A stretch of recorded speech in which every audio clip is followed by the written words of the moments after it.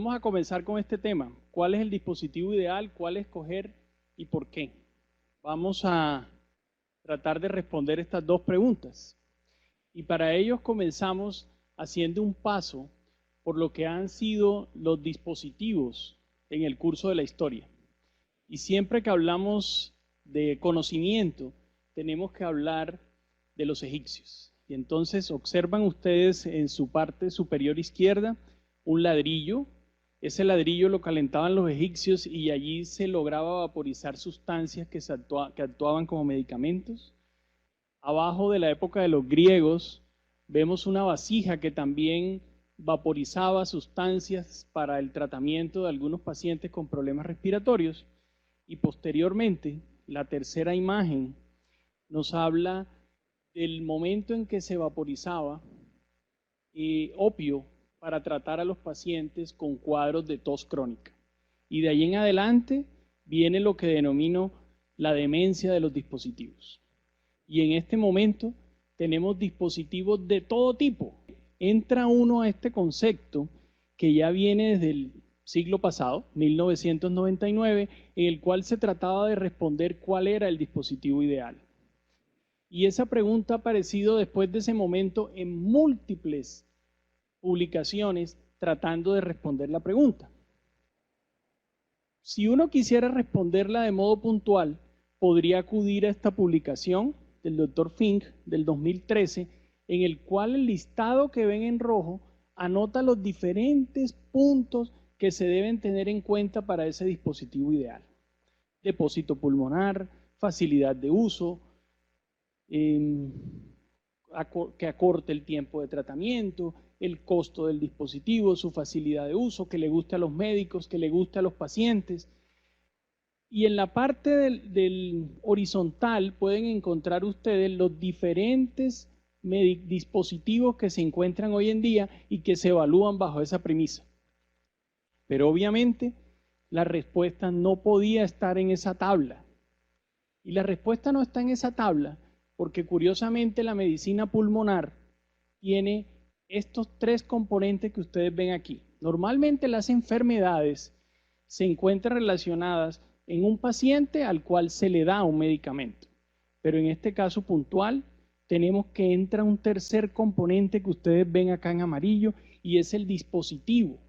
Y eso significa que ese dispositivo no es el que puede tener la respuesta a la necesidad del paciente, sino que tiene dos factores de confusión para cualquier tipo de análisis que queramos hacer en el contexto de ese teórico fármaco dispositivo ideal. Pero ¿por qué utilizamos fármacos inhalados? ¿Dónde está el punto de la terapéutica? En estos cuatro factores que ven.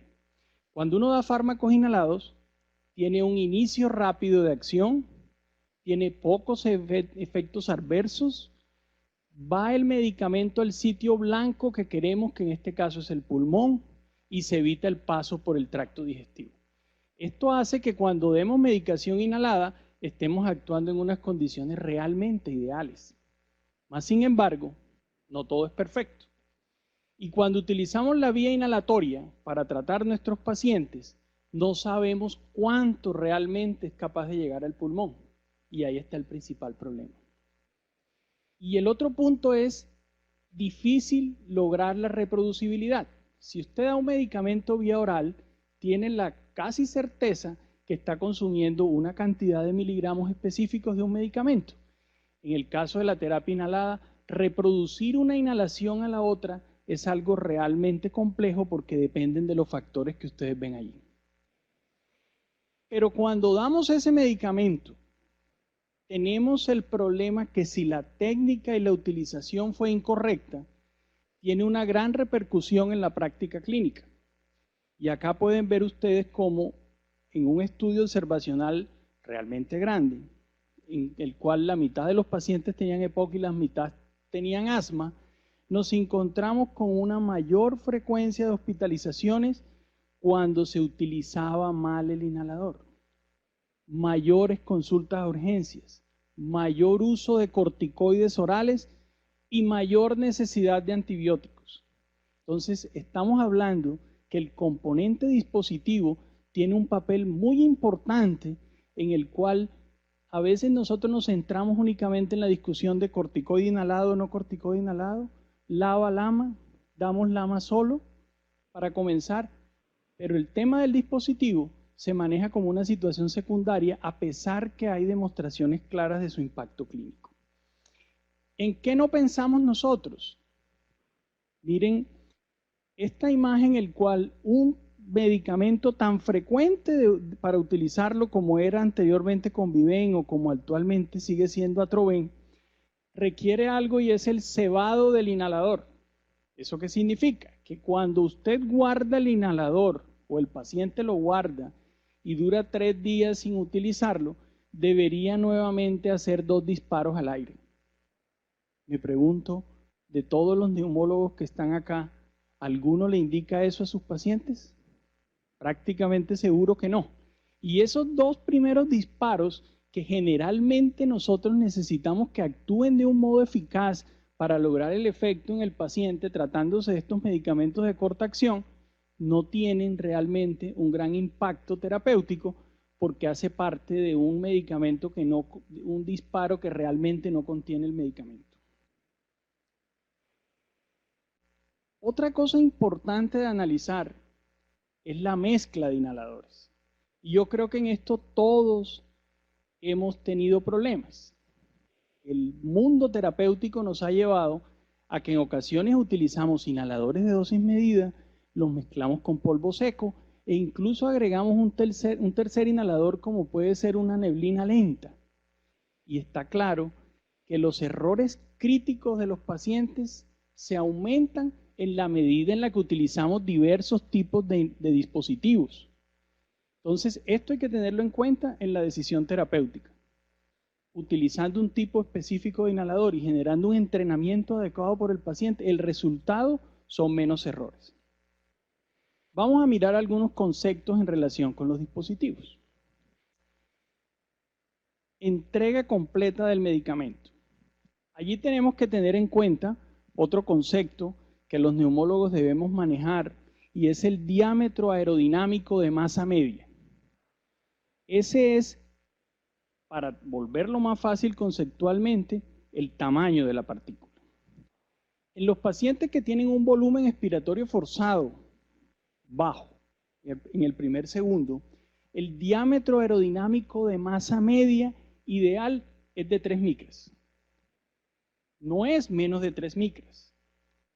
Hay que tener en cuenta que si uno tiene un diámetro de partícula menor a este, es posible que entre a la vía aérea, pero en el proceso de la respiración normal, esa partícula se devuelva y no logre el impacto en la parte periférica del pulmón. O, por el contrario, si tengo un diámetro muy grande, es posible que se choque contra la orofaringe. Se pregunta uno igualmente, ¿será que lo que es ideal es que se produzca una alta presurización del inhalador cuando yo lo entrego? Teóricamente es una buena cosa, pero si yo tengo una presurización demasiado alta, como uno ve en algunos inhaladores de dosis medida, el resultado es el choque contra la tráquea o contra la faringe más bien, sin permitir llegar a los sitios en los que queremos llegar. En esta imagen, ustedes pueden ver los 3 mecanismos que permiten que el medicamento llegue al sitio periférico donde yo quiero que actúe cada uno de los fármacos que estoy entregando. Como les comentaba antes, cuando el diámetro es mayor a 10 micras, se produce el choque, en este caso, por un mecanismo de impactación sobre la tráquea. Entre 2 y 10 micras se produce un fenómeno de sedimentación y cercano a 1 micra, la transmisión de la partícula se logra por difusión. Eso hay que tenerlo en cuenta para la toma de las decisiones terapéuticas. Ahora miren la relación entre la posibilidad de depósito y el diámetro de las partículas. Concéntrense solo en la imagen de color lila, que corresponde al depósito alveolar.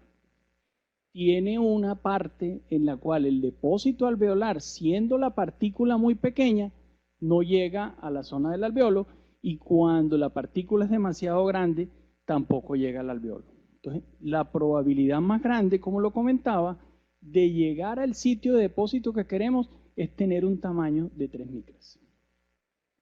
Sigamos avanzando en este tema. Percepción del paciente. Publicación del 2008, en el cual se habla de la adherencia del paciente con EPOC a la terapia que uno le instaure. No solamente el dispositivo, terapia en general. Lo importante acá es que la pobre adherencia se asocia a los resultados que ustedes ven allí listados, que comienzan por mayor morbilidad, gastos en salud, rehospitalizaciones y un tema de mortalidad que está por determinar o por definir. Pero cuando en la misma publicación toman los factores o las variables para ese resultado, analizan el paciente, la sociedad y el tratamiento. Y en la parte de tratamiento pueden ustedes ver el método de administración, el dispositivo. Pero si analizan la parte de paciente y de sociedad, podrán darse cuenta que cada uno de esos factores también tiene que ver con el dispositivo. ¿Por qué? Porque se habla en la parte de pacientes de habilidades cognitivas, de comorbilidades, de perfil psicológico, y cuando se habla de sociedad, se habla de la enseñanza, lo que se le dedica al paciente para poder usar un dispositivo de modo adecuado. Todo termina en el dispositivo. Pero ¿qué queremos nosotros saber? ¿Qué pacientes son adherentes a determinados inhaladores?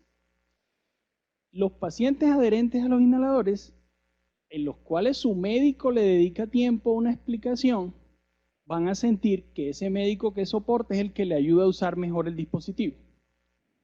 Pero cuando uno mira la generalidad de los conceptos, estos pacientes eran más viejos, mejor educados, casados, no fumaban, no tomaban licor y tenían un estilo de vida saludable. Gente aburrida, dedicada solo a aprender a usar el dispositivo. Por eso esa parte no es trascendente, porque son la gente que en realidad se dedica a ello. Pero lo importante es lo que viene abajo, en la tercera línea. Si los pacientes tienen disnea severa y un BF1 bajo, son pacientes que al percibir la disnea de un modo mayor, son más adherentes a usar los dispositivos. Pero, ¿eso qué nos aporta? Nada. Nosotros lo que necesitamos es que el otro grupo, el grupo no adherente, el grupo que no tiene un compromiso tan grande de BF1 y de disnea, realmente logre el uso adecuado y se adhiera al dispositivo. Y ahí es donde tenemos el trabajo todos los que estamos participando de esta reunión científica.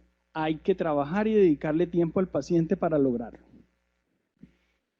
Vamos a la vida real y por eso les muestro el estudio real, en el cual tomaban pacientes entre 40 y 75 años con diagnóstico de POC de todo el espectro, de leve a muy severo. Y estos pacientes usaban Breezhaler, el Icta, Genuer o Respimat diariamente. Es un grupo importante de pacientes, 764, una distribución de sexo similar, una edad media de 56 años y la mayoría de ellos tenían EPOC moderado, pero había en todos los grupos de la enfermedad. Y les hacían unas preguntas en las cuales quiero que miren la segunda, le den atención a la segunda pregunta. Cuando considera que no se ha administrado una dosis completa, ¿qué acostumbra a hacer? ¿Inhalar otra dosis del mismo medicamento? Y aquí hay unas diferencias importantes entre uno y otro dispositivo, como lo pueden ver. Esa pregunta habla de impacto económico, o la respuesta a la misma habla de impacto económico, de eventos adversos. Es una pregunta que no se había hecho en ninguna de las encuestas previas y que es impactante para uno porque le habla de seguridad del dispositivo. Las otras, pues también, pero le doy más valor a la que acabo de nombrar. Y aquí habla del cumplimiento autorreportado de cada uno de los dispositivos. Varía de modo importante entre un grupo y otro de los pacientes. Ahora, comodidad del dispositivo. Para ello, vamos a mirar el estudio Advantage, 100 pacientes, 65 años como la mayoría de los estudios que involucran pacientes con EPOC. Y nuevamente, la mayoría de los pacientes en EPOC moderado. ¿Y cómo hicieron este diseño? Es importante que actualmente la industria farmacéutica hace estudios en el cual compara directamente un medicamento contra su competencia. Porque los neumólogos, o en general en todas las presentaciones, nosotros nos encontramos que nos toca hacer análisis indirecto de qué dispositivo, qué medicamento es mejor, y en este caso se hace comparación directa de uno contra otro. Y nuevamente hacen una evaluación de Breezhaler contra el ICTA, en un periodo de lavado y después un periodo de cruce hacia placebo. Y acá tienen en cuenta la comodidad de la utilización del dispositivo y qué tan seguro se siente el paciente con la utilización del dispositivo que le están evaluando en ese momento. Los resultados muestran en la parte de retroalimentación de confirmación de la dosis una ventaja estadísticamente significativa de Breezhaler sobre el ICTA. Y el mismo resultado se confirma en la comodidad del uso del medicamento, de la pieza oral, y qué tanta sensación adecuada de ajuste tiene el dispositivo a la boca del paciente. Esfuerzo inspiratorio. Este es otro tema que lleva mucho tiempo siendo trillado, comentado en diferentes análisis, y en este estudio lo que hicieron fue colocar una interfase, poner un transductor de presión y colocar al final del mismo un inhalador para determinar cómo era el verdadero resultado del flujo cuando se utilizaba cualquiera de los inhaladores que evaluaba. En este caso, encontraron una diferencia importante en la parte del pico inspiratorio de Breezhaler por encima del ICTA y por encima de HandiHaler. Estos resultados que ven aquí son globales. Están mostrando los tres dispositivos en general: el ICTA, Breezhaler y HandiHaler. Pero podría uno decir, ¿será que la diferencia varía cuando yo hago una mirada por sexo, por severidad de la EPOC o por edad de los pacientes? Y los tres resultados se los condensé en la misma diapositiva y el resultado es exactamente igual en cuanto al pico de flujo inspiratorio. Facilidad de uso. Llegamos a una parte realmente importante, o lo que creo que es más importante de analizar, porque este es el estudio de Molimar, recientemente publicado. ¿Y qué datos ofrece? Hace una diferencia entre los errores críticos en la preparación del dispositivo, el momento en que se arma el dispositivo, y hace un análisis en errores críticos en la forma en la que se entrega el medicamento y se hace el uso real del dispositivo.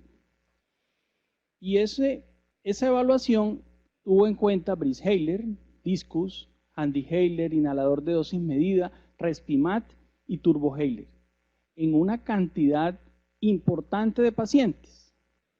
870 en el caso de Breezhaler, Discus 452, HandiHaler 598 y lo que ustedes pueden ver allí.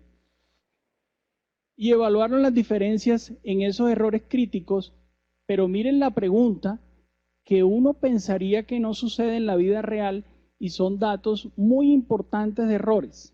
En la parte de abajo, expirar dentro del dispositivo en vez de inspirar. Arman el dispositivo y soplan dentro del mismo. Y miren la cantidad de errores que se presentaron, no despreciables. No hacer inspiración a través de la pieza oral. O sea, todos estos errores significaban no recibir el medicamento en ninguno de esos casos. Dejar el polvo dentro del dispositivo. No aspirarlo, sino hacer una aspiración y quedaba todo el residuo del medicamento allí contenido. Y uno piensa y dice, bueno, pues sí, son errores que se presentan, pero esto ya lo conocemos. Es un tema de educación, se corrige dedicándole tiempo, dedicándole a una terapeuta, tiempo del médico para encontrar la solución de los errores. Y comienza uno a mirar los errores críticos, y aquí los encuentran en la parte inferior, en cada uno de esos dispositivos, y hasta allí no hay una gran cosa que impacte nuestra práctica clínica. Pero la siguiente diapositiva tiene la parte más importante de la aproximación a los dispositivos respiratorios. Y es lo siguiente, la línea de abajo roja. Si se utilizan mal los dispositivos, la probabilidad de tener exacerbaciones en los pacientes aumenta.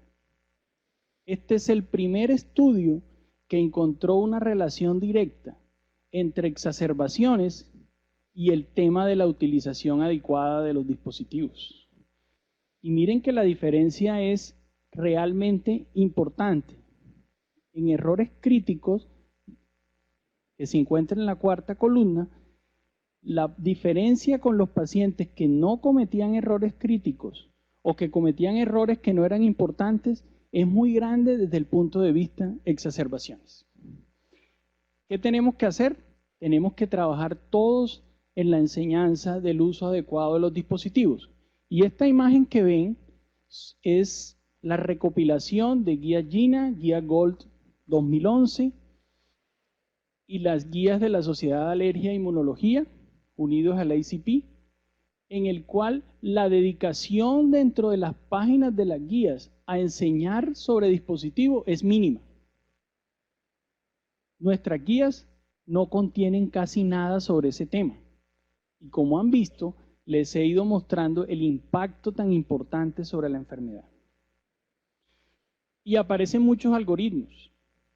Y esos algoritmos habría que darles valor no para el seguimiento puntual de los mismos, pero les traigo este como ejemplo en el cual se habla de que es diferente abordar un paciente consciente a un paciente no consciente, obvio. Pero también hay que tener escogencia de dispositivos diferentes cuando el paciente tiene una inspiración insuficiente, cuando no la tiene, y cuando el paciente tiene una coordinación adecuada de las manos y la inhalación, que cuando no lo tiene. ¿Tenemos nosotros como neumólogos eso en cuenta para la toma de las decisiones? Hay que tenerlo en cuenta. Las preguntas que tocaba responder al principio, podía dársele respuesta con el artículo de Fink, y aquí nuevamente lo destaco. Pero les he querido mostrar que leyéndose este listado que puede considerar cuál es un dispositivo ideal, realmente no es la respuesta verdadera. Pienso que la respuesta verdadera aparece en esta revisión en la cual se comenta que no existe un dispositivo ideal, sino que cada paciente tiene unas necesidades de dispositivo ideal y que nosotros tenemos que generar el conocimiento adecuado para saber qué es lo que necesita el paciente y dedicar más tiempo a leer sobre dispositivos. Comencé, o el título de la presentación tenía 2 preguntas, y la mala noticia es que termino con 2 preguntas. Y la primera de ellas es, luego de haber mirado todo, los puntos, el listado, ¿será mejor decir que el inhalador ideal es el que el paciente usa regularmente y permite que el medicamento actúe en el pulmón? Pareciera ser más que una pregunta, una respuesta. Y la segunda pregunta es, ¿la elección del inhalador es igual de importante que la elección del medicamento en el manejo del paciente con EPOC? Muchas gracias.